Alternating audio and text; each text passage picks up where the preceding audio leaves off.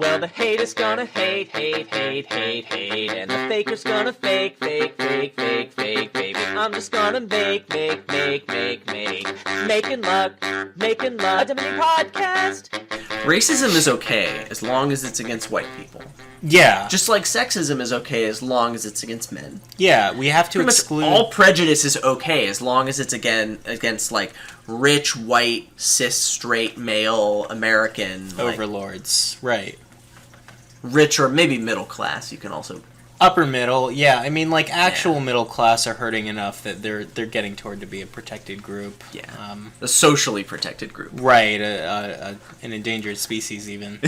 Endangered species. Yeah. I feel very endangered. But... As you should. Yeah. Are you rich enough to be endangered? I mean, you can just drop $15 on a Chipotle gift card, so... Yeah, so... Speaking of that, we got to get into the raffle, right? Welcome to Making Luck, a Dominion podcast. Yeah. I'm Adam, and this is Jake. I'm Jake. Yep. I don't know where we're starting this episode. Yeah. But it's going to be good. Yeah, no, I don't think I want to know where we're starting this episode. Maybe that's future Adam's problem. Yeah, and Jake possibly, if enough people get offended. So good. Yeah, so we have a really awesome episode. This time it came from listener feedback. Yeah. We're getting into... Listeners are users of the podcast. They're using us for our silky voices. Hi. And insightful Dominion commentary. But mostly the silky voices. Yeah. I mean, look at us, though. Like... Yeah. Also that. Yeah. This shirt is short sleeve, by the way. You can't see under the jacket. It's nice. Really lame. But this shirt is short sleeve. You can't see under my sweater. Nice. Until I take it off. Which you might, because we're going to get into some theory discussions this time. But mostly we're going to be talking about two cards, one of which was suggested in a YouTube comment. The Castles pile is the second one we're going to get into, but first we're going to talk about hunting grounds. Yeah. So, I'm really excited. I entered the raffle for the Chipotle gift card. Yeah, if you remember, the raffle last time was a $15 Chipotle gift card. I entered the raffle 55 times. It turns out it's okay to enter it multiple times. Yeah, I don't care. Unfortunately, of course you don't. Unfortunately, I did this in front of his girlfriend, so she entered 56 times. Yeah. I mean, normally, I've always been a trendsetter, but, you know. Yeah, so the winner of the raffle, I don't really care. You can win it. Sweet! You're buying the gift card anyway, so all the gifts come out of your budget, so if you want to... Yeah, I haven't actually picked up the gift card anyway, so... I can get Chipotle on the way to games on Wednesday night. Yeah, and then it's like you got a $15 Chipotle gift card. Yeah. Yeah. So... Next time we're going to be having a very special raffle, actually. So, as you may know, there is a little Horton on the way. Adam, oh, yeah? Yeah, Adam and his wife are having a baby, and if you win the raffle, you get to determine the sex of the baby. Wait, you will get to determine it. No! If you win the next raffle of Making Luck, a hereditary podcast. So, first of all... We know what it is. In fact, we had... And you could know, too. We had the reveal party. We had the reveal party on Saturday. That was the day before yesterday. Yeah. I can tell you what it is right now. If you choose something other than what they've told everyone, they're going to have some awkward conversations to have. That's just saying. This is your power. It's in your hands. Okay, the baby is a... Yeah. So you can't change that. So a couple pieces of bread before we get to the kingdom. Yeah. First of all, last time I alluded to two cards that make me think of piling estates whenever I see them, and I said that Grand Market was the first of them, and I left it up as an exercise to the listener as to what the other card would be. And Wandering Winder suggested that the other one would be Hunting Grounds, tie into this episode. There we go. But he said shout-outs to Baron. Neither one of those is actually the one I was thinking of. Really? I was thinking Wild Hunt. Okay, all right. Yeah. Those are the two that always make me on edge for the estate pile out, because it's super easy to miss. Like Hunting Grounds, if you can pile estates with it, you're probably gonna win anyway. And Baron, I've never piled estates with Baron. So. Yeah, I don't. That seems weird to me too. The decks where you want to be playing with Baron, you usually want like an estate because you're drawing it and the Baron every turn. Yeah, or like maybe 2 if you had 2 Barons. Right. But like you normally don't. But usually it's empty better the pile because you start with estates. You know yeah, what I mean? it's usually just for the 4 money. I mean, you can like it. Okay. You can play it for the buy and to gain an estate. So if you're like super pinched on gains, you could do that. But like, that's never happened to me. And I still think we need to play this out, but because I don't think you appreciate how good it is. But ill-gotten gains. I don't appreciate how good it is. Ill-gotten gains with Baron estate pile. It's pretty bad. I think it's pretty good. It's pretty terrible. So Ig Baron cage match. Let's go. Yeah, let's do it. It's going to be ignorable in like most of the games. Right? Anyway. No, I mean because IGG is ignorable most of the time. But that's ignorable. Okay, I'm gonna go hang myself. But the other bread that I wanted to get to is had a little bit of feedback saying that a lot of the times we sort of defined a split as like I'm not going to put the best card in my deck just to deny cards to my opponent. Sure. And like we talked about situations where that comes up, and I think the point didn't quite get across as effectively as I wanted to. That like unless it's a village, it's very rare that like the card that is important to be split is not already the best card for your deck. And I think that actually showed in this kingdom that we played. Yeah, it definitely did. Because like the whole game came down to the highway split. And, like, yes, Highway is just the best card for your deck because there's a plus buy token on it. So, of course, you're just going to do that until they're gone. Right, and, like, what we were getting at, making that distinction with splits, really kind of didn't come across because we were talking about cards that are so often the best card for your deck, like Wharf and Grand Market. Like, when we're talking about prioritizing a split in that context, we're talking about buying one when you normally wouldn't. Just to deny it, and that's kind of where sure, like, I mean, caveated it a couple times, but, like, probably should have been done more. Yeah. I mean, I wouldn't go so far as to say you never think about it and you play better, because, like, I mean, denying villages to an opponent is a pretty stinking big deal, and you gotta do that sometimes. But that was just a little piece of feedback I wanted to go back and, polish that turd just a little bit. Just a little bit. Yeah. So you want to? Why don't we read polished. these? Why don't we read these kingdom cards for the one last time? Yeah. Yeah. So we had a kingdom we were playing with, and again, the theme was important splits, and so we were playing with Necromancer, Apothecary, Highway, Trading Post. Adam's killing something. He killed it. Okay. Trading Post, Farmland, Goons, Encampment, Grand Market, Masquerade, Night Watchman, Seaway, and Wall. And once more for our audio-only listeners, and also because I apologize, that was nowhere nearly in cost order. Let me try that again. We have Encampment, Apothecary, Necromancer, Highway, Masquerade, Trading Post, Night Watchman, Farmland, and Goons. And Grand Market. Okay, I'm getting a little screwed up here. There's Seaway and Wall also. Yeah. And I just want to 100% blame the integration of the Kingdom visualizer into the Shuffle It client for this. We were doing so well. Because it's the split piles that it doesn't display properly. And when I make the Kingdom images, because this is the only Kingdom visualizer that exists, the split piles appear right in there, which I don't want. So if this bothers you, go complain to the Shuffle It people, and maybe they'll fix it. Yeah, maybe. Yeah, so this one came down to the highway split, yeah? Yeah, so we talked about a few things and different strategies we might try, and I think that I was a little reticent to say that Highway Seaway was the be-all, end-all. I was wrong, it's the be-all, end-all. Yeah, you do Highway Seaway, and whoever gets more highways is real happy. I don't think you were wrong. I just don't think you committed as hard as I did, right? I mean, you said this is real good, but Goons is amazing, and yes, it is amazing. And Goons Masquerade is here. There's a lot of really powerful stuff going on. So definitely, I just committed YOLO, thinking kind of that I was going to be wrong because Goons, but no, but was actually kind of right.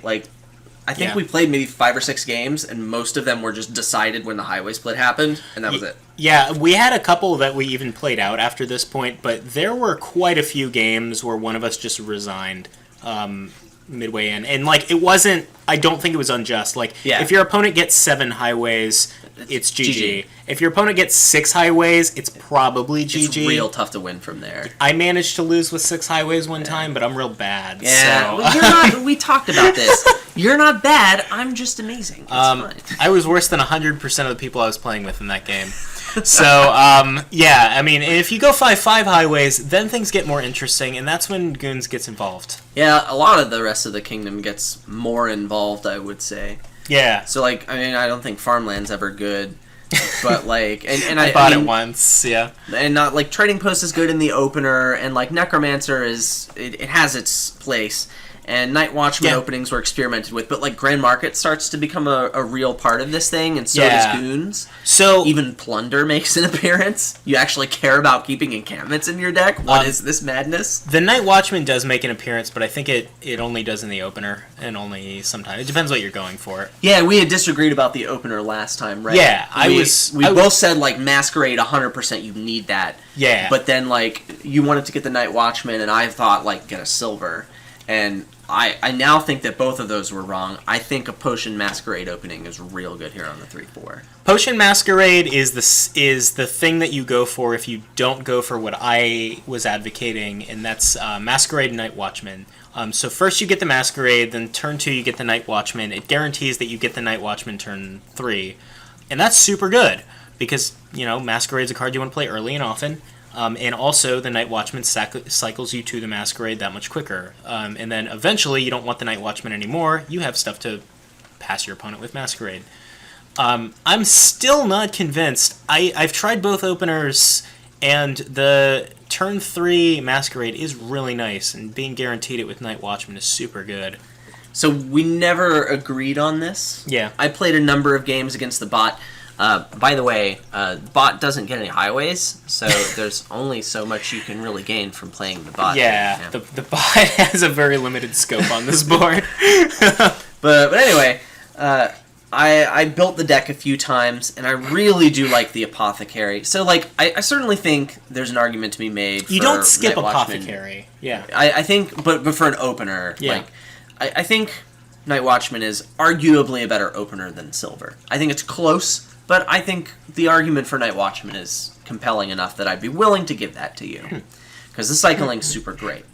On the other hand, unless you get totally hosed by your potion draws and your Apothecary draws, and sometimes even when you do get hosed, Apothecary can provide like the best of Night Watchman, but also the best of that Silver, because you don't have to worry about putting extra treasures in your deck in order to hit 5, and then hit 5 again without highway discount so you can seaway the thing. Apothecary just kind of does that for you. The trade-off of it being that it's slightly slower just to initially get going. Because, like, the Night Watchman Masquerade, that's going immediately. Like, you're already off and running. The Apothecary, you have to buy the potion and then put it in your deck, and then put the Apothecary in your deck and draw it. So, yeah, you can get screwed by your draws there. Like, things can miss shuffles, and that's really bad. And that can be a huge deal on this board because the highway splits are going really... The highways are gone because, like, once somebody gets Seaway Highway, they're just going to get multiple highways. Yeah, they're just gonzos. Yeah. But and also you run the risk of your Masquerade not seeing it on turn 3 or 4. These are risks that you run. However, if you don't get screwed by either one of those, you're really, really far ahead. And I think the risk is worth... Also, Apothecary is a good card later on in the deck. Yeah. Because you just want to be playing those highways so that you can get more highways. And Apothecary is, I think, much better than Night Watchman at doing that. Yeah, so that's fair, especially because getting rid of those coppers is something that's really slow to happen here. So, yeah, having something to sift through and make sure that you can get your important cards in hand consistently, that's fair. So, like, the whole first half of your game is on this board is about maximizing your chance of winning the highway split. And if you do that, you just win. But let's assume that you don't. Let's assume that it goes 6-4 or 5-5. It gets real messy. Yeah, and, like, that's where the game... Not that it wasn't interesting before that, but that's where it gets interesting, really. It's more interesting for sure. And messy's a great word to describe it. Yeah. Because, like, all of a sudden, Encampment is a really important card to not just shove in your deck when you have a spare buy and you want to boost. Yeah, it's the only It's the only village. non-terminal, non-stop card here too. It's the only draw, really. Well, okay. Other than Apothecary. You say non-terminal, non-stop card. I mean, Grand Market is really hard to get unless you magically open 5-2 and got the T-post. And Apothecary's hard to get because you kind of want to get rid of the potion. You're buying it over the silver. One Necromancer, and it's but like Village Goons high. Yeah, right. It's super good, and like getting them really quickly is important. The game that I lost where I got 6 highways, I made a really big mistake, and that was that I bought 7 Grand Markets on a huge turn that I had, and what I should have done instead was get a bunch of encampments and goons, because that's what Adam then did to me, and with his 4 highways he made it work, and because of that got a point lead and 3 piled. Yeah, I managed to get like 4 goons in play on one turn. Yeah, and then that was enough. The point lead was insurmountable. Right, with only 6 highways you couldn't get a whole bunch of points without getting a bunch of goons, and that was hard to do. Yeah, especially because the encampments were gone, and well, they were gone temporarily. They ended up back in the supply, but by the time you could get them and play them, I had managed to the game was over. Limp across the finish line by piling the game at that point. Yeah. So yeah, all this is on video, and we had 2 games that turned into this messy festival here of garbage. And you'll get those are most of the video too, because like we said, if one of us wins the highway split like 8 or 2 or 7 or whatever, that game is just over because one of us resigns. So all right, that's it. Yeah. There's one game where I think one of us tried to make it work anyway, and it didn't go well. Well, it ended pretty quickly after that. It sure did. Because I think someone had 8 provinces or 8 highways. Yeah, so you might be wondering, is wall a valid consideration here? And the answer may surprise you. It's no. Because it just doesn't change what you're doing or in any way. Well, I mean, I'm not going to buy estates because of wall. You have fewer points when the game is over. That's the only thing that wall does. You're going to trash with Masquerade? Okay, yeah. There was one thing that I did that was kind of interesting, I think. I'm not convinced it was the right play, but it did help me out. I, at one point, was losing the encampment split by a lot, but I had a bunch of necromancers in my hand, and I really needed the reliability of encampment. So I trashed an encampment with Zombie Apprentice, and then once an encampment is in the trash, necromancer can always be encampment, and you don't have to put it back. Because the encampment never has to go back in the pile. It's in the trash and turned face down by necromancer. Fun fact, just on that little interaction, if an encampment is in the trash, Necromancer is now Lost City once. It's weird. Yes, it's exactly the same card as Lost City. Because when you buy it, your opponent has to draw a card too. Yeah, no, it's super good. Yeah, it's a good card. Lost City is great. And Necromancer only costs 4, so it's pretty OP. Yeah, it's real good. And you can still reveal a gold or plunder, so it's strictly better because you have that option. Yeah, no, you get to show your opponent just to psych them out, and if you do get to do it, you just win. Yeah, so it's a pretty important interaction with Contraband or like Advisor or something. Yeah, definitely. Big deal. Yeah. All right. Yeah, so like a lot of times, if you have a castle, there's a hunting grounds in the castle, and if you manage to kill an animal, then you can make lunch meat out of it. Yeah, that sounds about as good as we're gonna do. Great. So let's talk about hunting grounds. It's a card from the Dark Ages expansion. Yeah. It costs 6. It's an action. And it says +4 cards. And then when you trash this, you gain a duchy or 3 estates. Yeah, it's pretty cool. It's got some cool art, too. Neato. I like the guy's got, like, an animal on his head. Yeah. All the cool kids have animals on their head. Yeah, especially that one. Especially that animal. That animal on that guy's head. Sweet. Yeah, so Hunting Grounds draws a bunch of cards. That's pretty cool. I love drawing cards. Yeah, it's real good. Yeah. There's another card that is pretty OP. It's called Smithy. Yeah. And it does something similar, only it doesn't draw as many cards. And it costs less. Imagine that. It costs a lot less. The reason Smithy is so OP, by the way, is because it costs 4. Yeah. That's insane, man. It is super good. Now, like, the first thing you look at with Hunting Grounds is, like, what kind of deck do you put it in? Like, it costs 6, so, like, and it draws 4 cards. Where does that fit in, typically? Well, I don't think it's great in big money decks. Yeah. And I think it's for most of the same reasons that like a lot of $6 or more cards don't fit into big money, and that's just because like they're too expensive, man. Like if I have that much money, first of all, I have to think about buying gold because I'm playing big money. But like I want to have that card in my deck a lot sooner. I want to be able to open with it or have a shot at getting it on that second shuffle, turn 3 or turn 4.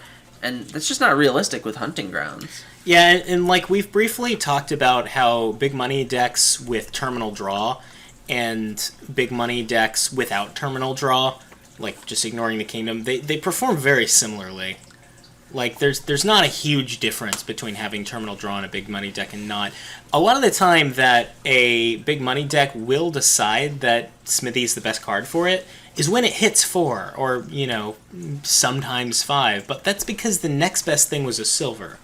And like with Hunting Grounds, the next best thing is a gold, and gold is probably the most important card in Dominion for buying a province. Gold is consistently. Gold's a really good card. Yeah, it gives you 3 money. It's like better than silver in at least 55% of cases. Yeah, and that's why like you pretty much never see anything at the $6 price point in a big money deck other than gold, because there's just no real thing better than gold for big money. Yeah, so like it's a terminal draw card. That's because it is terminal, and yeah. I mean it does draw cards from your deck. I guess now would be appropriate to point out my own definition of draw, which I think is pretty great. Sure. Yeah. Draw is a combination of cards that increases your hand size without decreasing your actions remaining. And so these terminal cards that can result in draw, there's a lot of them in the game. Yeah. But they require the support of a village. Sure. Something that allows you to play multiple terminals per turn. Otherwise, yes, you've increased the number of cards in your hand, but you haven't gotten that other requirement of not decreasing the actions you have remaining. That's really important. And I don't think that stickling on that point as being pedantic or specifying terms that don't need to be specified, because you think about playing a Smithy or a Hunting Grounds, you just drew 4 cards, but if they're so many cards, but if there are 4 actions that you can't play, it's almost like you didn't draw any cards because so your bad. Turn is the same as it would have been. I play a Hunting Grounds and I draw a Smithy and 3 Hunting Grounds. Yeah, it's great. Yeah, look at all the action cards I played. Feels pretty bad. Yeah, so like we are assuming at this point that like you're drawing things that you're able to capitalize on with the Hunting Grounds. So we've addressed that it's not so good in big money, and that implies that when you buy a Hunting Grounds, you're going to be able to draw something other than money with it to get value out of it. Yeah, like you need a village, right? Yeah, or so there are some other things you could be drawing. Like there are payload treasures like Idol. Yeah, but I feel like even in that deck, you still want a village. Yeah, fair enough. So, I mean, you can draw whatever payload you want. Deck control cards, like Hunting Grounds, that help you just play whatever payload you have. Like, it's what they do. And this one just puts a bunch of cards in your hand. That's super great, right? But I think you really need the village to make that happen. Without a village, Hunting Grounds is not considered... at least in my mind, not really considered to be nearly as powerful. Right. But 4 cards is so many cards, man. And, like, if you're not understanding why, terminal draw cards can be so good when they have that village support, you think about whatever you would be drawing into, whether that's, Festival or Swindler or some attack you're playing, whatever it is, like, you want to be doing a lot of it typically, so you look at the option of just buying a bunch of copies of it or playing the ones that you have more often. If the Hunting Grounds is helping you play those other cards more often, it's kind of better in that case than just buying more copies of it. Yeah, so, a lot of people have built decks like this and they use Smithy for the draw, and if you used Hunting Grounds instead, if you want to compare how those decks feel, you're not going to need to play as many Hunting Grounds to draw the same amount of cards, right? Because Hunting Grounds draws so many freaking cards.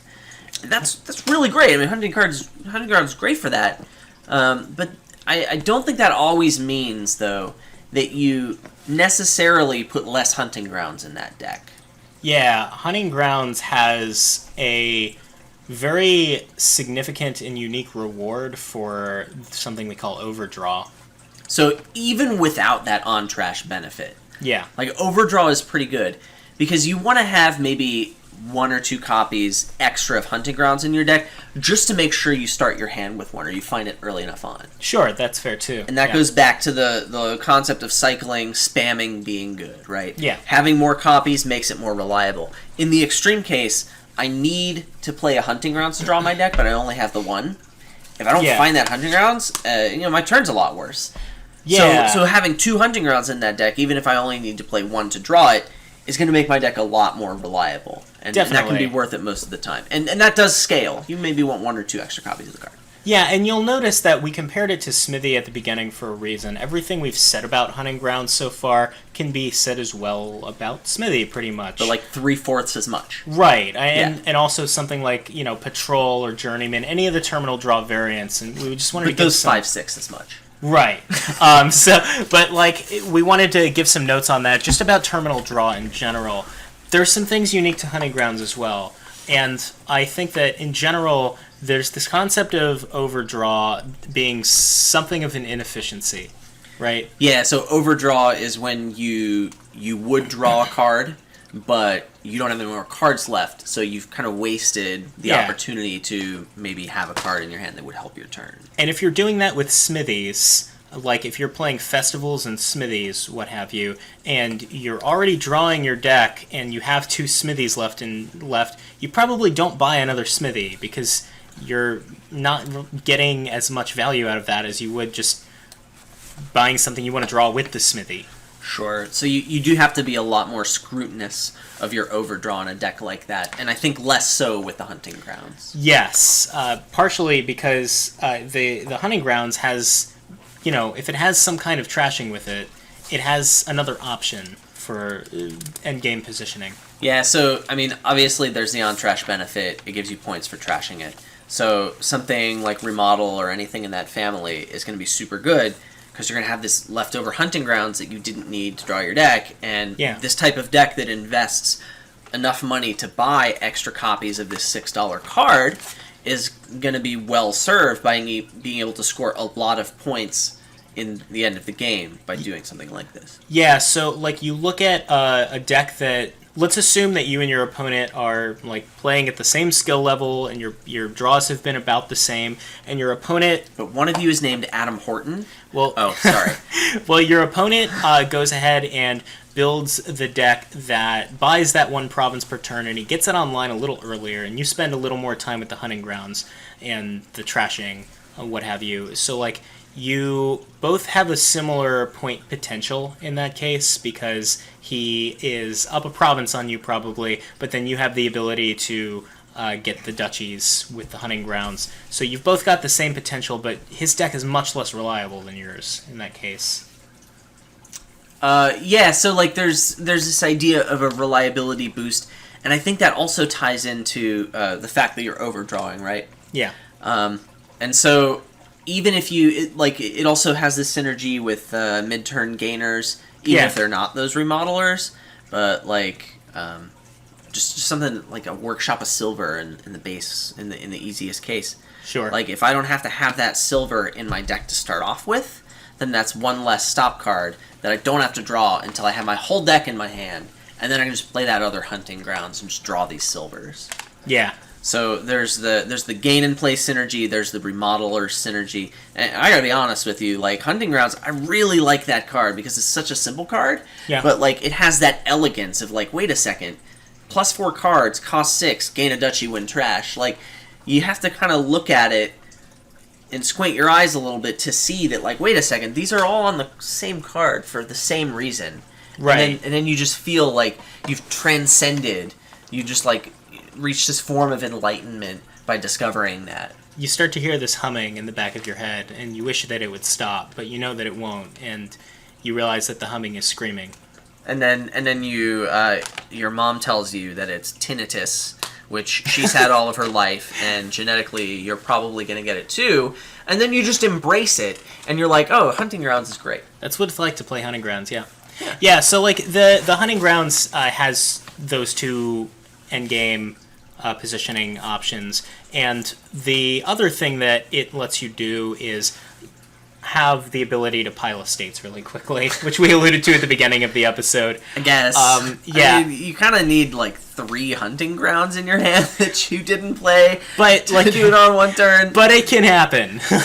I mean, you're probably going to win the game no matter what you do at that point. Sure. But that is one of the more stylish ways to win the game. Yeah, definitely. So for all you Timmies and Johnnies out there, yeah, take notes, man. Yeah, so we got hunting grounds, and we had a little bit less to say about it than we do about this next topic. Oh, yeah? But we did want to get it out of the way. Out of the way? I mean, we like hunting grounds. I like hunting grounds. I said that the wrong way, yeah. I mean, if you ask me which one I prefer, castles or hunting grounds, I actually like hunting grounds. Yeah? Yeah. But there's less to say about it in total. Sure, and that's part of why I like it. It's an elegant design. Simplicity. Yeah. Yeah. So wow. Good. I hear the humming. Yeah. Should I take my shirt off? Yeah. So you're gonna have to take your shirt off probably quite a bit for this yeah. next discussion because it's warm outside today, so that's cool. We're getting into castles. Yeah. Castles of Mad King Ludwig. Yeah. Castles of Burgundy. Castles Divergen von Bergen. Yeah. Yeah. Shadows over Camelot. That doesn't have the word castle in it. Oh. Well, there's a castle in the game. There's plenty of Euro games that have the word castle in them. They're like Cool. all based in the same time period of 1400s Germany. Yeah. Yeah, so I like Dominion. Yeah. The Castles pile is a victory point pile that came in the Empire's expansion, and all of the cards in it are different in their text and cost. Yeah, but they're all victory point cards. Yeah. And they kind of have some little synergy with each other. They're ordered by cost, so the cheap ones are on the top, and the expensive ones are on the bottom. And they're in the same order every time. Unlike, say, Knights, which is the other pile like that, they get randomized. Yeah. These are always in ascending cost order. Right. So, I mean, when we talk about them individually, we're going to read the text of all of them, but I think it behooves us a little bit to just say some generic things about the castle pile as a whole. Yeah, that's fair. And then and we can dive into the specifics. So it's a big stack of VP cards, right? Yeah. I mean, they're point cards. I think the comparison to Duchy and Duke is somewhat relevant because it's similar in some ways, it's different in other ways, and those ways that it's similar and different can be enlightening for how to think about like how good this is. I mean, all the alt VP typically has some kind of tie-in with something else you're doing in the kingdom. Yeah, so like Duchy Duke is sort of the classical example. It's been around for a while, and chances are, if you've played some Dominion at all, you've probably played many games with Duchy and Duke. You know what it feels like to play that deck. So how are they similar? Well, it's a lot of points, right? And a lot of times you want to go for it. And it gets stronger when it's not contested, right? If I have 8 duchies, then my dukes are worth a lot more, and that's really good for me. But if I only have 4 duchies, then my dukes are not as good, and maybe I want to get some provinces. Sure. And so it's similar with castles. The castles have synergy with each other. Yeah, and also like Duchy Duke, in terms of the contesting, even though it is stronger uncontested, it also takes longer to get to your goal of ending the game in the Duchy Duke scenario or of getting to the high point castles in the castles scenario. Sure. I mean, once the castle's pile is empty, that's just one pile. And the game's not necessarily over. So that is a key difference. Yeah. I mean, difference between that and provinces, but also Duchy Duke at least empties 2 of the piles from you when all those points are gone. Yeah, so we get into that comparison to Duchy Duke and castles, and one of the things that you think about is, would you go for them in a one-card kingdom? That's just all the supply cards, the money cards and the point cards from the base set, but also this extra pile. And in Duchy Duke, you probably would. You definitely do it. There's been simulations done where like it beats the pants off of a province player. Even the province player who like does a token effort to contest it, most of the time it ends up with like the province player has some provinces and the duchy player has 6 duchies to 3, and then it's like they have kind of a similar deck, only the Duchy Duke players' provinces cost 5 because they're dukes. Right. It's really powerful. Whereas the castles pile, I think it's a little more arguable whether or not you would go for that in a one-card kingdom. If it's just the supply cards plus castles. Yeah, I think it's tough. Like I'm not totally convinced one way or the other, and I think simulation might be needed, which I'm not going to do. But like my gut says, you probably don't go for it.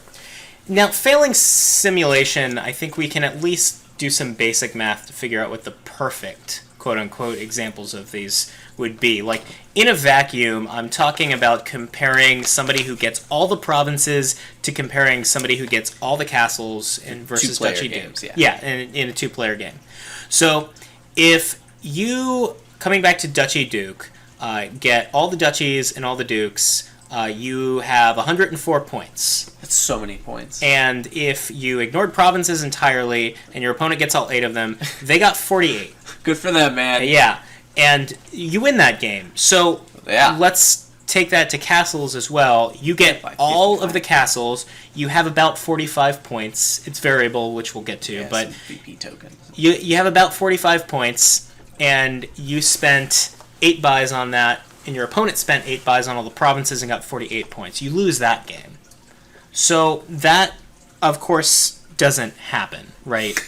Like, those perfect splits we're talking about, they don't actually occur, but it's worth noting to maybe understand how much support these cards need to, quote-unquote, beat province, or beat somebody who's focused on province. How much support do you need for castles to be a consideration versus when you might go for something like dukes? Yeah, and if I'm going to go for a different source of VP, and your source of VP is stronger when completely uncontested, then of course I'm going to be smart and do some amount of contesting that pile. Yeah. And so there's a little more detail we'll go into in a minute, because it feels a little different than Duchy Duke, the way you contest it. Yeah. But, you can't realistically expect to get all of those VP, even if you're mostly going uncontested, even if your other guy is going for provinces. Right. So, also, it's worth noting, compared to Duchy Duke, we look at, it was easier to get them, too. Like, the castles pile goes a little quicker than, the duchies and the dukes. So,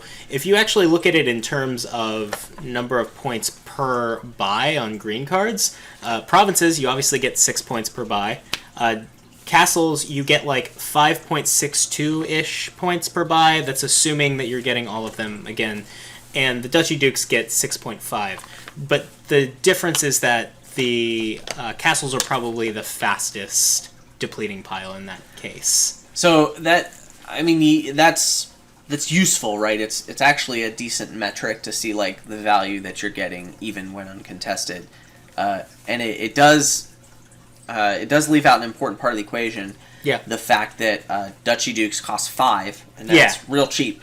Yeah, that's fair. So, yes, the deck you build to get the Duchy Dukes is going to look a lot different than the deck you built to get the other stuff, but generally speaking, getting a $5 card is not that hard, even if you have to get more of them. Right, and of course, there are a million asterisks by this comparison just by nature, because, again, those splits aren't what you expect to happen. For sure. This is just a metric of the vacuum potential of it, so you know how much support a kingdom needs for these to be viable. For sure, and also if you're really familiar with how good Duchy Duke is. Right. It's a point of comparison. It's not as efficient of a point source, and it does cost more. Well, the castles start at 3, but they get it to 10. And really, it's the expensive ones that you have to build your deck to hit, because you've already put these other victory cards in your deck, and it's how am I going to hit 10? Well, that deck looks a lot different than a deck that just aims to hit 5 a whole bunch, even when it's got a bunch of crap in it. Yeah, and even that looks different than the deck that's just trying to get all the provinces, which is just trying to hit 8 early and often. Now, I'd say the deck that's trying to get a bunch of provinces is pretty similar to the deck that is trying to deplete castles, which is why you will often see in a castles game, when castles are strong, the game is still decided by provinces, I'd say. Sure, I think a lot of times if you go for just castles as your source of points, you're going to be in trouble. You kind of need to have some points coming from somewhere else. I think that's definitely a thing. Fortunately, the deck that can get the castles can also get the provinces. Imagine that! Yeah. Golly gee willikers! There is one key difference. So, some of the specific abilities on castles that I will call out later. They like to have you draw a lot of cards. Yes. You can make the most out of them when you're drawing a lot of cards. Drawing a lot of cards helps you hit those big price points after you have a bunch of crap in your deck. Yeah. But and it also helps you hit, price points if there's plus buy, get multiple of the smaller castles. Yeah. On one turn, that's also a thing. But drawing cards and going for castles, I'm thinking of drawing cards and meaning in that sense that I talked about earlier, like really drawing cards instead of just the terminal draw. That's the kind of support that really shines in a castle deck. You're going to be able to just suck up all of these castles into your belly and just have them sit there and be worth points. Yeah, there aren't actually too many qualitative differences between a deck that is playing what we'd call big money or just trying to focus down the provinces versus a deck that's doing that with castles as well. But the castles deck, like Adam has alluded to, is maybe trying to have bigger turns. Yeah, bigger individual turns than a deck that's just trying to hit 8 all the time. And the fact that there's another stack of VP there available pushes you to build a little bit more and invest more into maybe drawing all of your deck and putting better cards in your deck. So that's the kind of situation that makes castles a lot better. And I think that's more so than a card like Duchy Duke, even though it's true there, even more than a card like Fairgrounds. Yeah, definitely. Now, we have spent some time talking about the castles as a point source and how that positions you to actually win the game. But where castles really shine is something else we've alluded to, which is their utility. What do they do for you as you're buying them and as you're playing this deck that has them in it? Sure. So I think we can go down the list here and talk about the individual castles at this point? Sure. Now, when we talk about each individual castle, it's kind of big money focused in nature, right? I think when you talk about the castles, we're talking about their impact in generating money for you. I don't know. I don't like to... I like to be free from the shackles of restriction, man. When I talk about my castle, I want to talk about my castle, bruh. I don't want to be... Anyway, I don't really... Yeah, Humble Castle. Yeah, so we're going to go in cost order. Humble Castle is the one that is always on top, and it costs 3. Costs 3, and it's a treasure. Also, it's worth $1 when you play it. It's a copper. It's a $3 copper, but it's worth a victory point for every castle that you have. Yeah, so don't do it. I mean, don't open with it. Right, don't open with it. I mean, if you're going for castles, you probably want this, right? Because you're hoping to have a lot of castles. If you open with this, you have broadcast very loudly to your opponent, I am going for castles this game. This is what I am doing. And you also put a bad card in your deck? Yeah, and both this one and the last one that multiply based on the castles are the most, I think, committal to saying, I'm focusing on castles this game. Yeah, so don't open with it. I'd say no. Maybe if you get to trash your hovel? Maybe? Oh. Man, your opening buys, don't buy a copper. Just don't do it, please. You're better than this. Yeah. We love you. All right. We care. Yeah. Here on Making Luck, a caring podcast. So you opened Humble Castle even though we told you not to. I'm not mad. I'm just disappointed. And it's your next turn, and you hit 4. Oh my God! Dude, don't buy don't buy Crumbling Castle 2. No, you put 2 green cards into your deck. You opened Humble Crumble. That's not... Oh, no. No, don't do that. Okay, so you want to read the text of Crumbling Castle. Yeah, so it's a $4 castle. It's worth a point. And then when you gain or trash it, you get a VP token, and you also gain a silver. And this is the awkward middle child of the castle deck. Crumbling Castle is pretty good to trash, right? Because if you're not caring about the Humble Castle and the other one that cares about how many castles you have, then the VP token makes up for the fact that you lost a point to trash it. And hey, I got a silver. A silver's a great card, man. Yeah, I mean, assuming you are going to trash it, which you are probably, hopefully. Unless you need the points. You're not at the point in the stack yet where you're thinking about contesting castles, which is a concept we'll get to later. But you bought a silver basically, and in return for getting this point token, you also had to put a card in your deck that's dead. And then you trash it and you get another silver. Yeah, and a point. So I mean, that's not great. Yeah, so you want to trash it. Right? The idea behind Crumbling Castle is that it's the intended target of the next castle. Yeah, I think the whole point of Crumbling Castle is that you also get the next one. I certainly think that's where it's best. Yeah. So, the next one is Small Castle. It's a $5, it's an action victory castle. It's worth 2 points, and it says, trash this or a castle from your hand. If you do, gain a castle.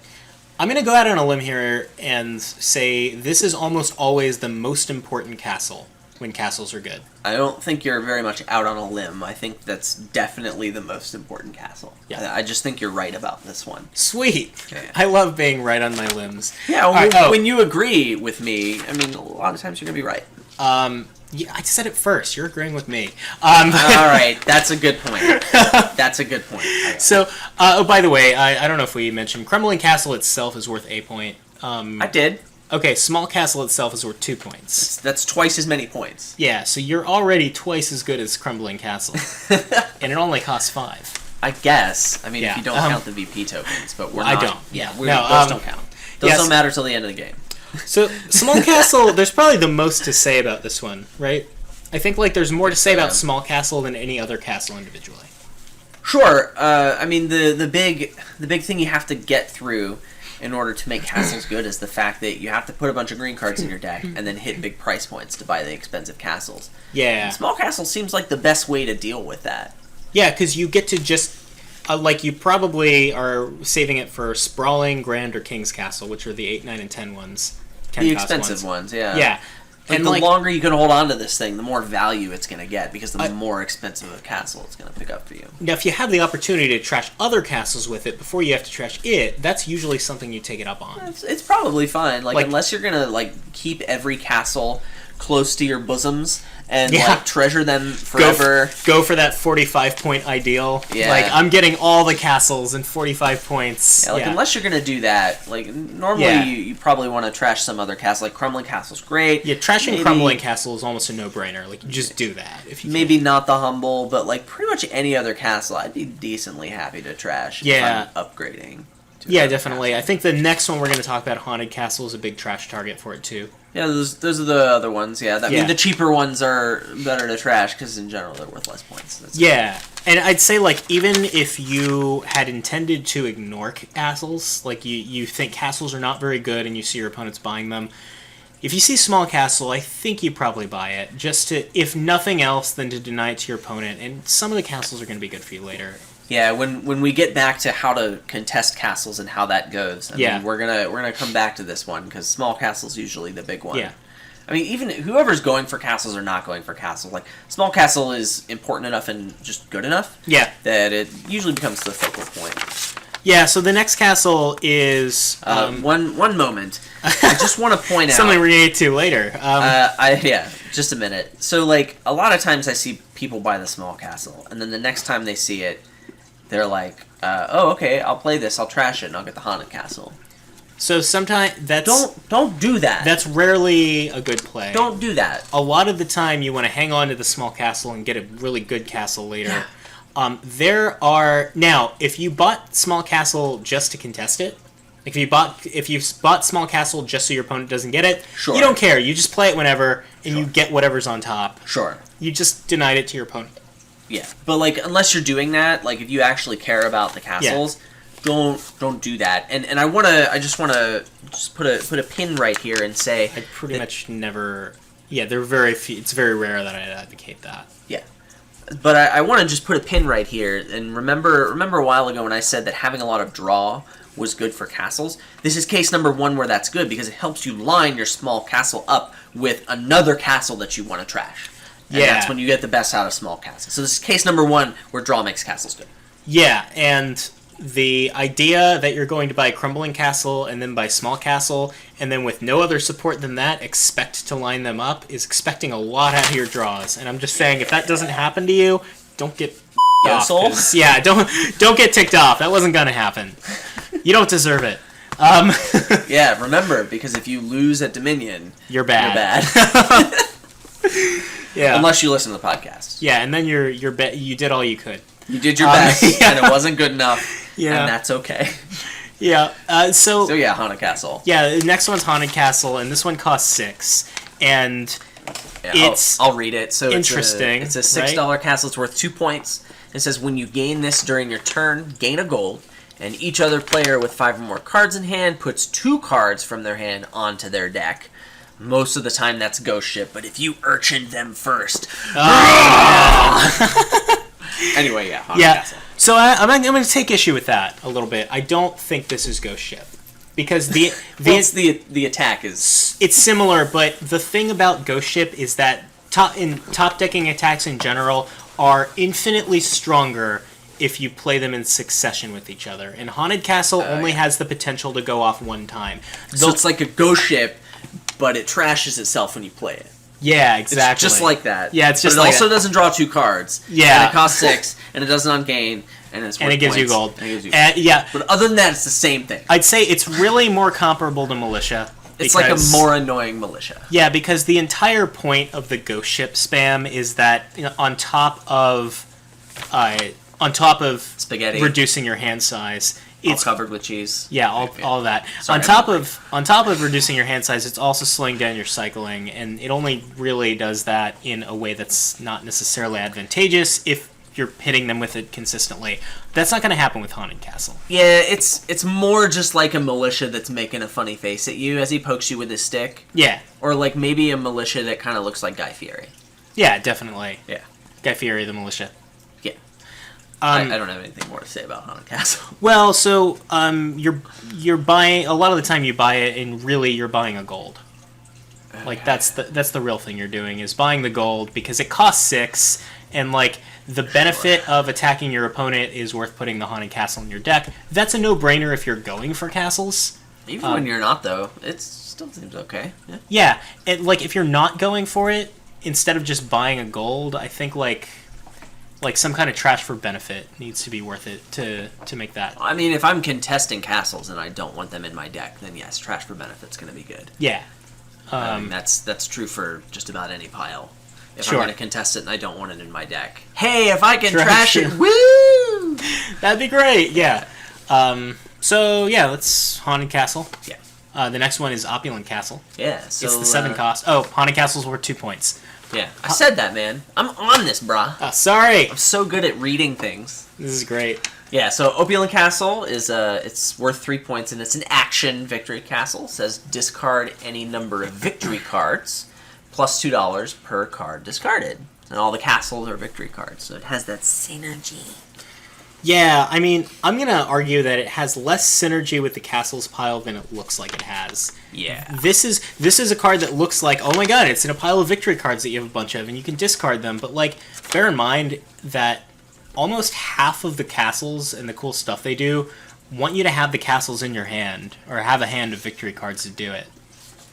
Almost half of them? Yeah, 3 out of 8. But Opulent's one of them. Yeah. So you're really comparing it to 2 out of 8, right? Almost half. So you're thinking of Small Castle. Yeah. Or 2 out of 7. But, like, there's Small Castle, so you don't have to discard all of them, right? Yeah. So that's fine. And then, I guess, Grand Castle, which we'll get to. So, like, don't trip over yourself. But, like, I guess it's okay. Yeah. I guess don't overvalue Opulent Castle. Sure. I guess the one thing I have to say about this is pin number 2, where draw is really good. Because if I can draw Opulent Castle and a whole bunch of other green, then woo, I get my value out of Opulent Castle, and I'm so happy. Sure. Yeah. That's dream scenario, right? Well, I mean, draw helps you get there. Yeah. So draw's good. Yeah. Good times. Yeah, we established that. Yep. It's great. Moving on. Yep, Sprawling Castle. It's the 8 cost castle. Yeah. So this one's worth 4 points. It Yeah. says when you gain this, gain a duchy or 3 estates, and that's the Awesome. theme of this episode. Yeah. Gain a duchy or 3 estates. Yeah, that was the only unifying theme that we wanted to cover, and we've just picked the 2 effects that do that. Yeah, not the fact that, like, you know, Hunting Grounds being a strong draw card might have synergy with castles that I've been harping on. Yeah, it's great. Yeah, it's definitely not that. Yeah, It's so just a pile of points, right?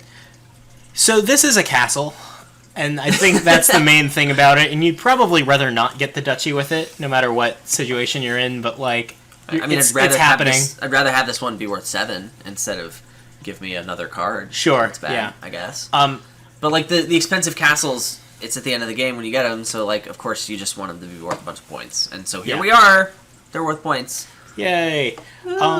Yeah, so I will say that if you're not going to shuffle your deck again before the end of the game... Get the 3 estates! No. But like, if you don't care what's in your deck, or you're overdrawing, or what have you, this is strictly better than Province in that scenario, because it's 7 points. I guess, yeah. Yeah. It So costs 8, you whether- get 7 points for it. Whether or what not they do. you're quote-unquote going for castles, like, you need to assume that your opponent's probably going to buy this one. Sure. Yeah. Okay, seems okay. So yeah, Grand Castle. It costs 9, and it's worth 5 points. It says, when you gain this, reveal your hand. You get a VP token for every victory card in your hand or in play. Actually, it says and or in play, but I'm just using the inclusive or. Sure. So yeah, it's 5 points, and then you get some victory point tokens. Yeah, and you might get... I think that, like, you're lucky if you get 2 off it, in my experience. Yeah, seems about right. Although this is pin number 3. Draws good here, right? Yeah, if you can draw a bunch of cards and set up a big play with it. I have before gotten 8 off of it, and that's my record. Oh, that probably feels so good. Yeah, that was that game. I was actually... You were there. I was playing with Jessica, and I almost won, but then I bought a curse at the end because I thought I was going to win anyway, and I lost because I bought the curse. Nice. It was great. Did it have, like, nobles in it or something? Yeah, I don't remember, but Right. yeah. So you, I think, are most of the time you're getting a VP chip off it, if that, making it a 9-cost province. But it's a castle, and that's the main reason you're buying it. Sure. By this point, you just want a bunch of points. Yeah, I think that there's not a lot to say about it other than that. End of story. Yep. All right. So King's Castle. Yeah, This one costs 10, and it's worth 2 VP for every castle you have. this is the big That's the big one. goal of the castles. Like in a pile. 2-player game, this can be worth 16 points, and that's a lot of points. Yeah, I mean, it's probably not going to be, but it could be worth that, right? Sure. I mean, this is why contesting the castles is good. Yeah. Because if you have Humble and you have King's Castle, then every castle you have is worth 3 extra points. So on top of whatever points the castle is worth by itself, Sure. you're denying your opponent 3 extra points. Yeah, I mean, that's kind of a big deal. Like, I think most often the King's Castle is probably going to be worth 8 for the person who gets it. That's usually my experience. I think if you can't make this worth 12 VP, then why are you going for castles? Unless, like, in a mirror. You force your opponent to contest you on it. Unless they commit super hard. Yeah, if it's worth more than 8, if you get the King's Castle and it's worth more than that, you're in a really good place, I'd say. So I mean, this is the reason why you're going for castles, because this is a lot of points, and like, if you don't get this, if your deck can't hit 10 after putting all the castles in it, and there aren't enough castles in it to make this worth a lot of points, then like you should question, hey, why am I going for castles? That's a decent metric if you can kind of envision the way things are going to go. That is fair. I will say though that the castles, I want to stress again, those games where both players are contesting castles, they're usually still decided by provinces in that particular split, in my experience. Because So you need to go for provinces as well, yeah. yeah, so the person who gets the King's Castle, that's a metric for whose deck was better equipped for it, but losing the King's Castle really isn't the end of the world if you're going for castles. Like, if you don't get it, that doesn't mean you've lost. It just... means Just kind of that, sucks, right? Yeah, it just kind of sucks. You want it, but I'd say that if you're able to buy King's Castle, no matter what situation you're in, if King's Castle presents itself, whether or not you've put any castles in your deck, you probably are going to buy it. Yeah, so like, let's say that there's one guy who has some castles, and there's another guy who has less castles. And so, if one of them hits 10, if you assume that the castles are going to run out, and you also assume the provinces are going to run out, then you think about, like, oh, I'm denying this many points to my opponent, which is usually about 16, or maybe 14 if there's a castle in the trash. Sure. Doesn't really matter who has the castles, but that's the amount, that's the swing, right? It's either a 16 or 14 point swing. That's a big swing. And maybe that province that you would have gotten is a 12 point swing, because if they would have gotten the King's Castle, now they're getting a province instead. So this is like a 2 to 4 point difference. Yeah. And so a lot of times if you have the 10, sure, get the King's Castle. Now that's assuming that, I'm not the province player and I haven't decided that the way I win this game is to empty the provinces. Maybe just emptying the provinces is more important than getting that 2 to 4 points extra. Yeah, I'd say that if you're not going for castles and your opponent is, sometimes the win condition on the castles player is going to be to empty the provinces before King's Castle even presents itself. Sure, that's a lot of times you see someone building more and they decide, oh, well, I'm going to need some additional points beyond the provinces. They go for the castles because they have some utility, so you get them first. And so that situation comes up a lot. And this is kind of a nice segue into contesting castles. Yeah. I mean, contesting King's Castle is a thing you can do, but I think that's especially if there's rare. trash for benefit. One time I got to ritual away. I had bought no castles except for King's Castle, and I got to ritual it.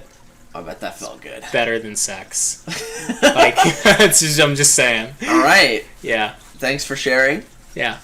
I won't comment any further on that. I think there's some other castles that are probably a little better to contest, right? Yeah, I think it's important to talk about what we mean when we say contesting, right? Getting some castles so that your opponent doesn't get all of them. Like it's kind of a important split. Yeah. And specifically, we mean like you're buying it when you like otherwise wouldn't. When you otherwise would have bought something else at that price point. And the primary reason for doing it was to keep your opponent from getting it. Like King's Castle. Maybe some other source of points you would have gotten. Sure, or like a better card for your deck. Like you see Small Castle and you're like, I really want to wharf, but my opponent's going for castles. Having this is a good thing for me. Yeah. Yeah. So yeah, I think Small Castle, as we talked about earlier, it's going to be the one that's the best. I mean, it has the most utility.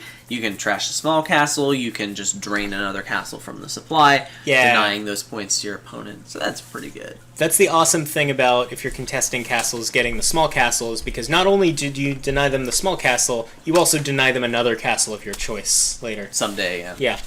So yeah, I think Small's probably the best one. Yeah. The ones around there, the Crumbling, the one that gives you silvers when you gain or trash it, or the Haunted, the one that gives you a gold when you gain it. Those have other abilities besides just being worth points. So those are going to be better for other decks that aren't just going straight for castles, right? The Haunted Castle, definitely. I question the idea of contesting using Crumbling Castle. My reasoning for that being that silver sucks? What are you trying to say? No. The silver's good. You want the on-gain effect, but like you're just not far enough into the pile to talk about contesting castles. Your opponent really hasn't committed that hard to them yet, and like putting the Crumbling Castle in your deck at that point to reveal the Small Castle to a player who's going for castles, I question that. I really All right, do. That's fair. I was going to try and come up with some edge case argument like, well, it's a 3-player game. Yeah. And in a 3-player game, there are 2 humble castles. I am not talking about 3-player games. And there are 2 small castles. And so you can get... Yeah. But then, like, why are you the patsy that's contesting the castles? Because the third guy's just going to win, right? Yeah, right. So, like, I think that, like, by the time we talk about contesting castles, I think we're usually past the Small Castle. I think we're usually past the Crumbling Castle we're by like the time. at the Small Castle. Yeah. That's when you really should start thinking about it, because it's so freaking Your good. opponent went Humble Crumble, and then you hit 5, and you're like, okay, I guess I'm just going to win now. All right. Yeah. This is fun. Yeah, so... Good old Humble Crumble. Yeah. So what are the other ones that you will usually see contested? Not Humble Castle. Not Humble Castle. That's not contesting, no. That's about it. I mean, a Humble Castle is basically, like, if I've decided that, like, I'm not going to go for castles, then why am I going to be the first one to do it? Like, I'm just counting on my opponent to just, like, oh, well, I didn't get the Humble Castle. Let's just go for it.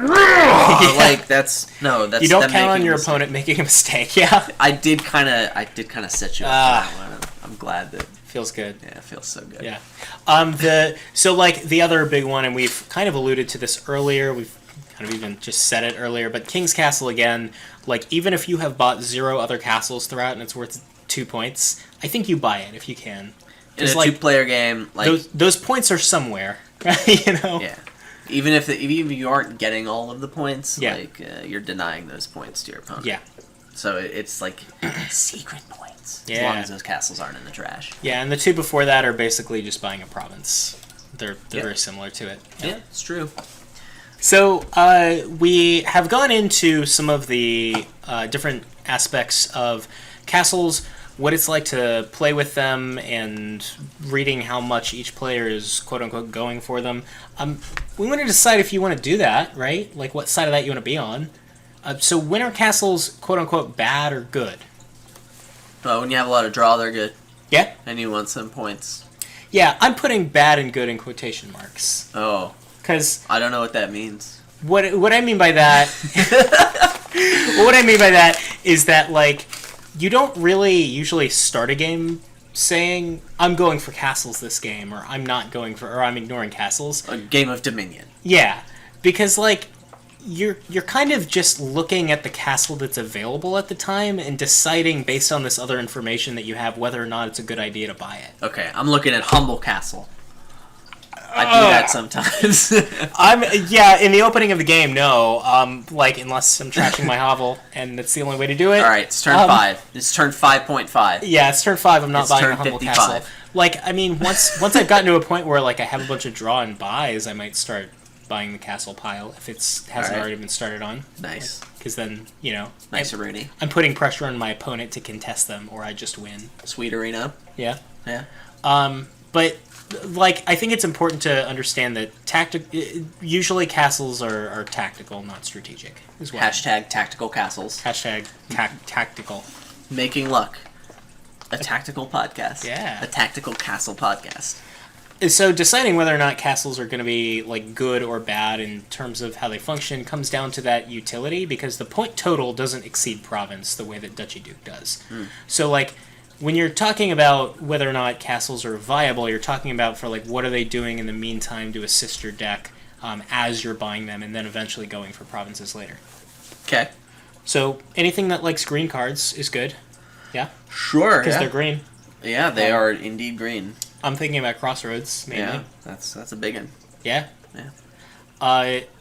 There's another card that, like, looks like it would be really synergistic with castles, but I don't think actually is. I think it's kind of a trap to try to set this up with castles, and that's Shepherd. Well, I mean, I wouldn't call it a trap. Okay, trap's the wrong word. It's weaker than it looks, is what I'm saying. Well, Shepherd is weaker than it looks. Yeah. Shepherd's like the most overrated card in Nocturne. It's pretty overrated, I'd say, yeah. I mean, it's good, but, like, it's not like, oh, Shepherd! Like, Shepherd is good for helping you have big turns in a deck with a lot of green cards. Yeah. And castles do like that, so there is a synergy there. On the other hand, it's Shepherd, and it's not the most amazing thing ever. Hashtag opinion Adam. So the problems with Shepherd in particular and castles are, well, one, you can, if you're not careful, cause some really bad shuffles really easily. That's just Shepherd in general. Shepherd's gonna Shepherd. Yeah, Shepherd's gonna cause bad shuffles for Shepherd's you gonna sometimes. Shep. That was way Yeah. cooler. Dang it! Shepherd gonna Shep. Okay. I just know the sound Adam's gonna use to bleep that. But yeah, so, like, the Shepherd is kind of not so great for the reason that I talked about earlier, which is that, like, the best things you can be doing with castles mid-turn require you to have the castles in your hand. So, like, Opulent Castle and Grand Castle. If you care about And those... small castles sometimes. Sometimes, I guess. Yeah. But, like, a lot of times, like, I want to hold on to the small castle and discard it a lot. So, Yeah, that's fair too. like, you know, you can shoot yourself in the foot like we told you not to do earlier. Yeah. Don't do that. So if And you're... if you're not willing to shoot yourself in the foot with Shepherd, then, like, why? Why did you do this? Yeah. Yeah, I mean, I'd Yeah, agree. it's a little crunchy. I would agree with that if what you're saying is, like, if you're going for castles, you pick up a Shepherd at some point. Crunchy Probably. Castle? Yeah, Crunchy Castle. Is that the White Castle? Oh, Small I'm gonna. Castle? I want to start calling Crunchy Crumbling Castle Crunchy Castle. Crunchy Castle. Yeah. Yeah. All right. But then you lose the Humble Crumble. Ah, yeah, that's true. Humble- Maybe Humble Haunted Crunch. Castle is Crunchy Castle. Yeah, that seems right. The The important things. other thing that's, like, really good for castles, I think, is Ironmonger. Yes, it's good. And I mean, there's the multi-type ones here. 3 out of the 8 castles have multiple types. And also, like... And all of those have 2 copies of them in a 3-player game. Yeah. I didn't know people did that. But, like... You do it! Yeah. The other thing about Ironmonger is, like, if anything can keep a deck full of green cards viable, it's Ironmonger. Because that, like, sift draw. Well, I mean, Ironmonger's up there. Yeah. I mean, if anything can do it, it's probably Crossroads, but, like... Sure. Ironmonger's up there. Museum. There you They're go, all man. unique cards. There you go. Yay, we So did good. it. Yeah. Menagerie. Oh, they're all unique we're cards. good. It's self-explanatory. Okay, so but those ones are obvious. The ones less so, but like I think you really need to respect them when the synergy is available. Hashtag respect. Is Rogue, Grave Robber, and Lurker. Oh, that's pretty decent because like small castle can be recycled. That's like Recycled the castle. only reason you care. Like the Rogue being able to use the small castle more than once, it immediately means that you have to play around that. Ooh, wait a second. You can gain Crumbling Castle and keep trashing it, and you can get infinite VP tokens. Oh, sick. You can empty the silver pile. So it's not infinite. It's based on the silvers. Wait, no, it doesn't have the still if you get did. that, yeah. Oh, God, yeah. We're good. It's amazing with Bishop. Yeah, so... I guess. But yeah, no, the main thing you're doing here is gaining back the small castle after use. And, like, that's... Pretty good, That's not... I don't want to say it's unignorable all of the time, but it is something you probably need to play around if you see castles and you see a way to gain out of the trash. Yeah, I mean, you can get the Crumbling or the Haunted Castle out of the trash with the Rogue or the Grave Robber, too. And if you want some more points. I mean, that's a decent points play. It also, by the way, that does make the Haunted Castle attack repeatable. Oh, because snap! if you trash the Haunted Castle and then gain it back, you can Changes everything! Ah, it's Ghost Ship now. We did it, guys. We made Yeah. Ghost Ship out of castles and Rogue. Yeah. It's so good. So... The other thing in this, we're going to transition into what's bad for castles, and this is good and bad for castles, is trash for benefit. Yeah, I guess. I mean, it makes it easier to contest the castles, because, Yeah. like, if I'm going to contest something to deny it to you and I don't want it, I guess if I can trash it for benefit, woo, I get it. So, like, Yeah. Sure, I guess. Yeah. So with that, Small castle is trash for benefit. it's built because into that's such the a pile. robust term. Yeah. So we've transitioned at this point into what are bad situations for castles. When are they like weaker than normal?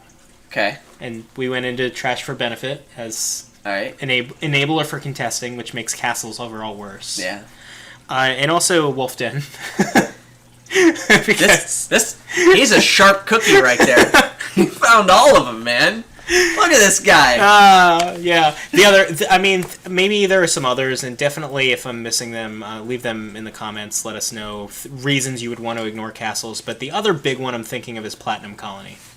That's a lot of points, man. We already addressed where, like, between provinces and castles as being your focus, it's close. Like, the provinces are point total competing with castles already. If you add Platinum Colony into the mix, like, yeah, the Platinums can help you get the King's Castle, whatever, but, like, really, you're probably just better off building to get another colony. You can just, like, pay another $1 and get this card that's worth 10 points. Usually Platinum so good. Colony means you ignore castles, I think. Platinum Colony kind of craps all over most VP cards that aren't Colony. Duchy Duke sometimes beats it. Sometimes. Okay, man. Yeah, I mean, the only other time I'd say that you go for castles in a Platinum Colony game is if there's some 3-pile you see that will be faster than your opponent is able to get a colony. We're reaching. I'm not denying that that's You rare. know they have estates for that. And Yeah. duchies. Yeah. Sweet. Okay. Good times. Yeah. We did it. All right. Yeah, so that's most of what I had to say about castles. Yeah, that's all I got, man. Yeah, I'd say they play a pretty variable role in the kingdom, not just because of what they do, but also because of the situations you find yourself in. The tactical nature of deciding whether or not to buy them is pretty interesting. It makes castles pretty variable in terms of how they feel when you play with them. Yeah, I would agree. Yeah. So here's the thing. Yeah. We went to the castle. We went on the hunting grounds. We were looking for lunch meat, and I saw that adorable generic animal that I was supposed to hunt and kill. And you were wondering how it was bred? I couldn't bring myself to do it. It just looked so happy Because of being how alive. it was bred? And that's good. That's not where I'm going. all right, Mine's so- a little more convoluted. Okay. What I'm saying is I didn't come back with any lunch meat. Ah, And so I'm thinking all right. if, like, maybe we'll just have, like, a cucumber Sammy Yeah. on these little baguette pieces for Sure. our bread, kind of like we had at the gender reveal party that Yeah. happened 2 days ago. By to the way, determine to reveal the gender, or I mean it's the sex, right? But sex Yeah. reveal party sounds dirty. That's- The sex of my child, which has already been determined. In which you can redetermine if you win the raffle on Making Luck, a Hereditary podcast. Do you know how this works? Yep. All right. Okay. That's all I got. Yeah, so, okay, we have a kingdom we're going to play with, and it's going to have hunting grounds and castles. That's the long and short of it. Nice. Yeah. So, do you want to read... I'm really bad at it, apparently, so do you want to read off the kingdom? I mangled this one, so it's in cost order. So we're Awesome. okay. Sweet. Let's do this bad boy. You did it in MS Paint. That's kind of how I roll, man. Yeah. So we've got castles, Fool, Ghost Town, Gladiator, Menagerie, Silk Road, Treasure Map, Baker, Highway, and Hunting Grounds. Yeah. Once again, for our audio-only listeners, castles, Fool, Ghost Town, Gladiator, Menagerie, Silk Road, Treasure Map, Baker, Highway, and Hunting Grounds. Yeah. So that's a thing. So yeah, we got the good old lucky coin to start off with because of Fool. Yep. Gives you a silver every time you play it, so that's pretty gnar. Yeah, that, among other things, I think definitely means Menagerie is not going to happen. Well, I mean, I don't think Menagerie had the support to begin with, but if there was any doubt, yeah, no, Lucky Coin is I guess. probably saying no Sure. Menagerie this game. Sure. So yeah, there's the only plus buy is Fortune. The only Yeah. village is Ghost Town, which is pretty good. You got castles and Silk Roads. I mean, Highway doesn't have the plus buy to support it, so Yeah, get so Bakers. there are no attacks that you need to play around for disruption's sake, other than the Haunted Castle, which is only going to happen once. So I think you just look at what you can do here and what's the most efficient way to score points. I think so, yeah. So like this one's interesting. There's no thinning other than the Flames gift off of Fool, which you Yeah. can't really count on. So instead of thinning, we're looking for robust draw, right? Yeah, Hunting Grounds is great. It draws a buttload of cards. And I think Ghost Town is one of the best ways to enable it as far as village support goes, because like you don't have to start your turn with both a village and a hunting grounds in hand. You can just hope you start with the hunting grounds, because like as long as you draw a Ghost Town at some point, your turn is going to kick off just the same. That's part of the inherent unreliability of relying on terminal draw, is that you have to get it with a village, but Ghost Town kind of gets around that for you. Yeah, Ghost Town's just a really good village because having actions at the start of your turn is the best time to have them. Yep. So, And cards yeah. too. Well, yeah. It doesn't draw cards for you per se, but because you had to draw it. But Yeah, but Yeah. it helps the reliability of the deck. So, I mean, I'm probably going to be going for Ghost Town and Hunting Grounds and trying to get a fortune. And I'm going to have a lot of money and 2 buys on my turn. So, I don't know. I mean, Silk Road does not seem like the right thing to be doing here. I think that if you get a Silk Road, it was probably instead of a Duchy. And like I think that if you're in a position where you're just trying to get points that don't end the game, like you would buy a Duchy, I think you buy the Silk Road instead in that case, because it's probably going to be at least 3 points, possibly more. Sure, I guess. I mean- I just envision myself having so much money on my turn and only 2 buys that I'm not going to really care about the Silk Road. Yeah. I do, though, actually question what the best way to build this deck is going to be, because we talked about relying on Fortune for your plus buy. Fortune is such a high cost, high impact card that you want to draw it as many times as you can. And so having a bunch of stop card treasures in your deck, of course, gets in the way of drawing your Fortune more often. So you want to be careful, I think. I would want a lot of Hunting Grounds in the deck before I consider putting a fortune in it, that's for sure. Yeah.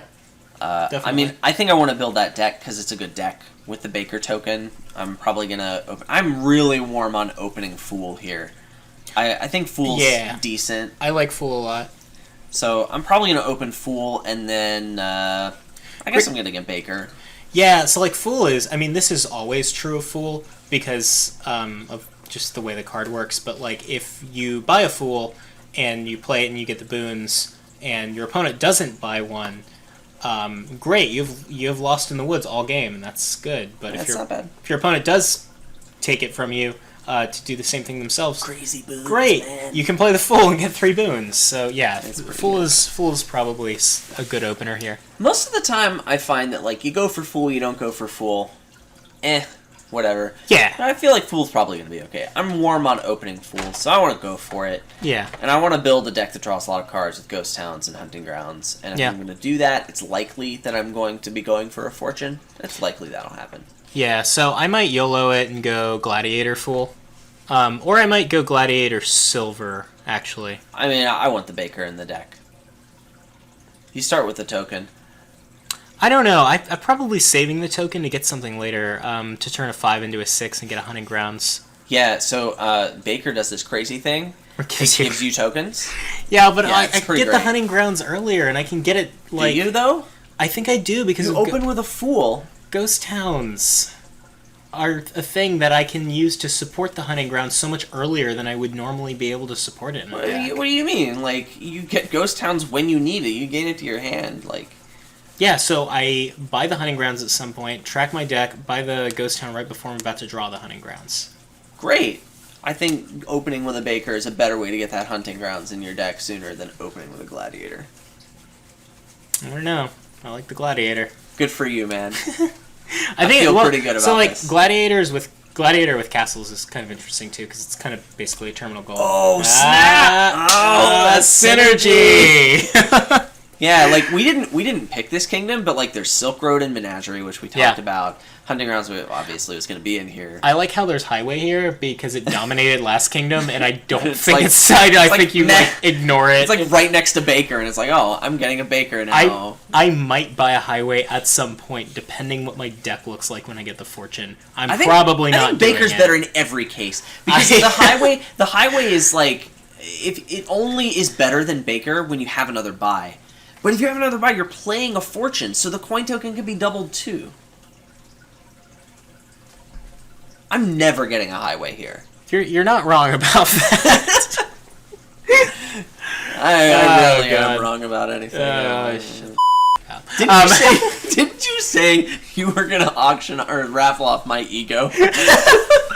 Yeah. What happened to that? We're still figuring out the travel preparations for that. We have there's a lot of logistics But involved. we figured out how to change the sex of my unborn child. That's easy compared to this. We're trying to. I called U-Haul and they said we can't handle that, and they hung up on me.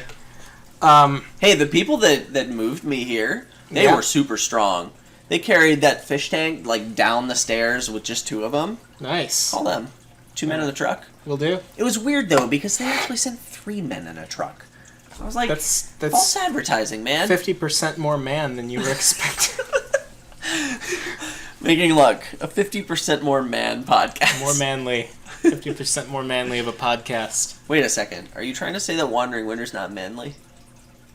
No, I mean, if he were here, we would have 50% more man. There you go. Yeah, that was it. yeah. When you came on, it was 50. Yeah, Yeah, there because- we go. Yeah, all right. Yeah, if we Nice could, save. If we could get him on, we'd be a happy family. Yeah, All of us. I mean, having guests on this podcast isn't something that I'm really into because, we record these live, and Yeah. so that's great.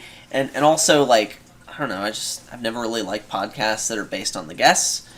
But, Yeah. Wandering Winter can come on whenever he wants. I think Donald X can come on whenever he wants. Yeah, Which, right. I mean, neither one of those is realistically going to happen, but, Yeah. Oh, and I think your girlfriend she can show up physically here, so that's... Sure, that's cool. yeah, we can't stop that. I mean, my wife could come on the podcast if she wants, but she doesn't, so... Yeah, no. Problem solved. Yeah, I'd actually, she'd be interesting too because she plays Dominion. And Your girlfriend. yeah. My wife, she doesn't like Dominion. No. But yeah, I mean, getting a fresh perspective. Fresh, of course, spelled P-H-R-E-S-A. Yeah. Like the cool kids do. Of course, any of my celebrity crushes are more than welcome anytime. Hey, got any shout-outs to make? Nope. Shout-outs to Tom Hanks, my celebrity crush. Yeah. I mean, T-Swift I consider a musician, different category than celebrity. There's musicians and then there's celebs.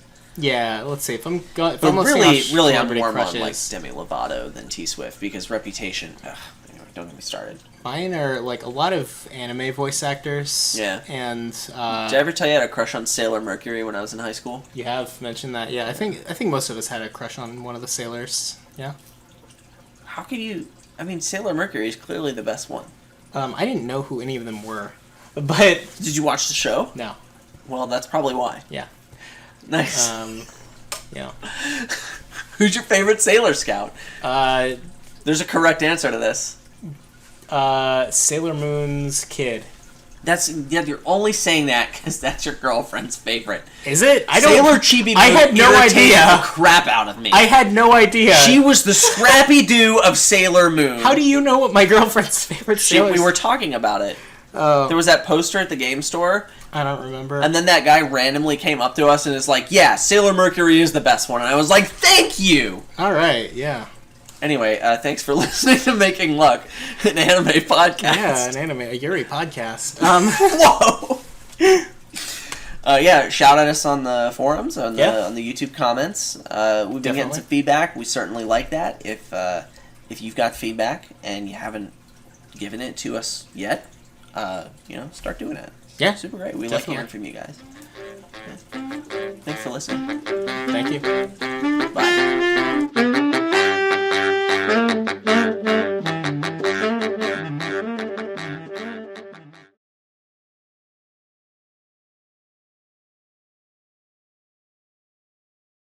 Yeah. It's kind of like ordering freedom fries in Afghanistan. Yeah. Oh. Like that's an Irish car bomb. Yeah. Irish car bomb waiting to happen. Might not be so Irish though. Yeah. It's American. We All legal. we gotten our sufficient racism in to